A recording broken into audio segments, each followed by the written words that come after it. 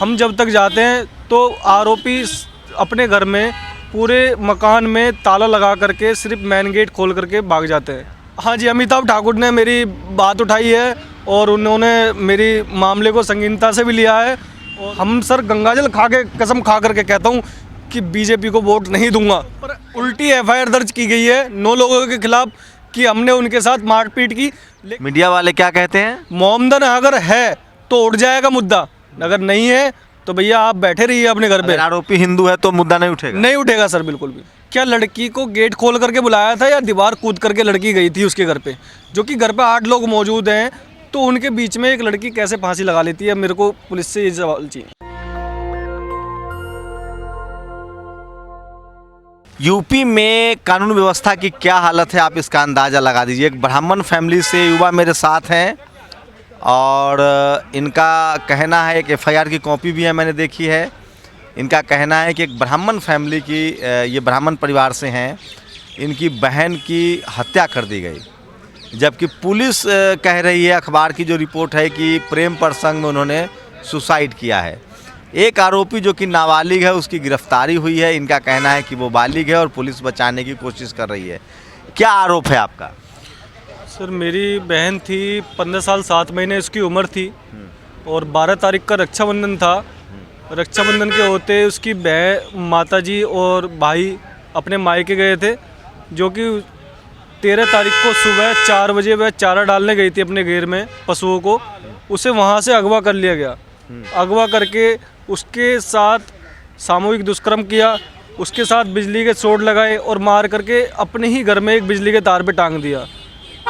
गांव वालों के द्वारा पता चला कि आपकी लड़की को मार करके सुरेश सनोब लाल सिंह के घर में टांग रखा है।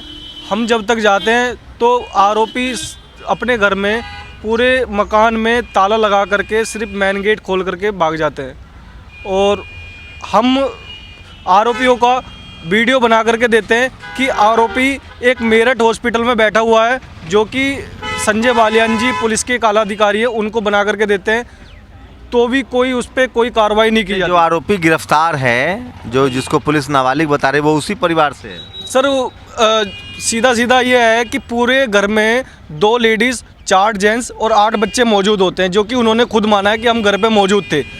और जो नाबालिग लड़के के ऊपर पूरा केस दिखाया जाता है कि नाबालिग लड़के को दिखा दो, और उसी परिवार का है? हाँ जी, उसी परिवार का है, क्योंकि नाबालिग लड़का है और दोनों के बीच अफेयर के संबंध दिखाए जाते हैं, जो कि वो लड़का 22 साल का है। जिस स्कूल की उसने टीसी लगा रखी है, वो स्कूल में ना ही उसका कोई रिकॉर्ड है और ना ही उसमें एसआर नंबर है कोई। तो अमिताभ ठाकुर भी आए थे आपके यहाँ? हाँ जी, अमिताभ ठाकुर ने मेरी बात उठाई है और उन्होंने मेरी मामले को संगीनता से भी लिया है और उन्होंने सोचा समझा भी है। पर सर कोई भी सुनने में, सरकार में कोई भी सुनने को तैयार नहीं है। मेरे जहाँ 145 परिवार है सर, हमारा 145 आदमियों का परिवार है हमारा कुनबा। हम सर गंगाजल खा के कसम खा करके कहता हूँ कि बीजेपी को वोट नहीं दूंगा और ना ही मेरा परिवार पूरा वोट देगा। योगी जी की तो अच्छी सरकार चल रही है। सर योगी जी की कहाँ अच्छी सरकार चली है? सर मैं जनता दरबार में गए, तुम्हारे डिप्टी सीएम केशव प्रसाद मौर्य जी से गए, हमने उनको दिखाया तो वो बोलते हैं कि ये तो एक हत्या है। हाँ जी, मैंने कहा सर हत्या है, मैं एसपी साहब से बात करूँगा आपके लिए, और शायद अगर एसपी साहब से बात करते तो इसकी एसआईटी जाँच भी हो जाती। तो दूसरे वाले में उप मुख्यमंत्री से मिलिए जो ब्राह्मण समाज से हैं। सर बिल्कुल कुछ नहीं है और ना ही वो मिलते हैं किसी से। सर जनता दरबार में कुछ नहीं है सर, सिर्फ एजेंडा है, कुछ नहीं है सर। कितने महीने हो गए आपको इस तरह से न्याय के लिए भागते भागते? सर मुझे यार 4 महीने हो गए हैं और हमारा कोई भी सुनने को तैयार नहीं है। जहाँ के हमारे सांसद हैं, विधायक हैं, जनता दरबार तो लगाते हैं, हम उनके दरबार में भी जाते हैं, पर नहीं सर। सर वहाँ पे पूरा बुलंदशहर में प्रोजेंडा चल रहा है, आप वहाँ पर पोस्टमार्टम रिपोर्ट कुछ भी चेंज करा लीजिए, आपको पैसे दे करके कुछ भी करा लीजिए वहाँ पर। तो आपने आरोपियों को नाम के साथ केस दर्ज कराया है? सर अपने आरोपियों को नाम दर्ज कराया, जिसमें कि घर पे 6 परिवार मौजूद था, जिसमें 5 लोगों के खिलाफ 302 का मुकदमा दर्ज किया गया और एक लड़के को। पुलिस की जांच पर भरोसा नहीं है आप लोग? सर बिल्कुल नहीं है पुलिस की जांच पर, क्योंकि पुलिस को अच्छा खासा पैसा पहुंच गया है, जिसका काम लड़कियों को देह व्यापार करना, जो कि अब तक 4 लड़कियों को मार चुका है। ये तो कंप्लेन तो नहीं दर्ज है ना, ये आप कह रहे हैं। सर मैं बिल्कुल कह रहा हूँ, क्योंकि वो बड़ा एक सातिर तो उन लोगों का कोई पॉलिटिकल पार्टी से भी कनेक्शन है? सर पॉलिटिकल पार्टी उसका सपोर्ट करती है और पुलिस प्रशासन भी उसका साथ देती है। किस पार्टी से जुड़े हुए हैं?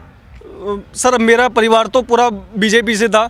और मेरे आरोपी है वो लोग किस पार्टी से जुड़े हुए हैं? सर वो भी बीजेपी को ही सपोर्ट करते हैं सर। जो वहाँ पर हमारे सांसद है वो भी बीजेपी को, सब मेरे को नहीं पता सर किसको सपोर्ट करते हैं, पर कोई ना कोई उसके पीछे आला अधिकारी है जो उसे बचाता है। सर क्या चाहते हैं आपकी जांच हो इसका? सर मैं सिर्फ ये चाहता हूँ, क्योंकि आरोपी ने, आप जांच करिए, अगले दिन ही 25 लाख रुपए का प्लॉट बेच दिया, जो कि एक किसी आला अधिकारी के पास गया है, जिसके कारण वह जांच नहीं कर रहे। मुझे पुलिस के ऊपर, ना ही हमारे परिवार को, ना ही हमारे गांव के 1200 लोग हैं, जो मैं ब्राह्मण समाज से आता हूं, 1200 लोगों की वोटिंग है हमारे गांव में और उनके 4 मकान हैं, और हमारे गांव को पूरे पे पुलिस पे विश्वास नहीं है। हमारी CBI या SIT ये बहुत संस्था हैं जो कि हमारी जाँच कराए सर। सोचिए बुलंदशहर का मामला है, ब्राह्मण परिवार से है, इंसाफ के लिए गुहार लगा रहा है। मैं फिर कह रहा हूँ, लगातार यूपी में पुलिस के जो कार्यशैली है उस पर सवाल उठते रहे हैं। ये पीड़ित परिवार से हैं, FIR नामजद दर्ज है और पुलिस हमारे ऊपर उल्टी FIR दर्ज की गई है 9 लोगों के खिलाफ कि हमने उनके साथ मारपीट की। लेकिन किनके साथ मारपीट की? पुलिस ने हमारे ऊपर आरोप लगाया 9 परिवार के लिए। पुलिस के साथ मारपीट की? नहीं सर, पुलिस के खिलाफ नहीं। जो आरोपी हैं वो अपने घर पे सामान लेने आए थे, जिसमें कि पुलिस ने अभी तक कोई चार्जशीट नहीं लगाई है, और वो आरोपी घर का ताला तोड़ करके अपने घर का सामान ले आना चाहते थे, जिसमें कि हमने पुलिस को बुला करके उनको अरेस्ट कराया, और पुलिस ने उल्टी हमारे ऊपर FIR दर्ज करी 9 लोगों के खिलाफ। तो देखिए, ये बुलंदशहर का पूरा मामला है और इनका आरोप है कि जिन आरोपियों के खिलाफ इन्होंने नामजद केस दर्ज कराया है उसमें कार्रवाई नहीं हो रही। पुलिस का कहना है कि प्रेम प्रसंग का मामला और एक नाबालिग की गिरफ्तारी हुई है।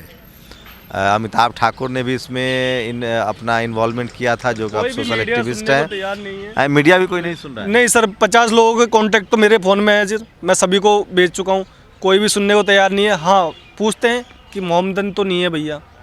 क्या पूछते हैं? इसमें मोहम्मदन तो नहीं है भैया, ये बता दीजिए बस। अगर मोहम्मदन है तो उड़ जाएगा मुद्दा।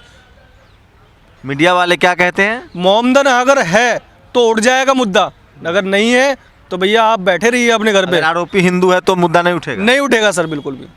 इसमें सरकार किस चैनल वाले ऐसी राजनीति चल रही है सर, जो कि हिंदू मुस्लिम का अगर मुद्दा है तो मुद्दा उठेगा, अंतर नहीं उठेगा।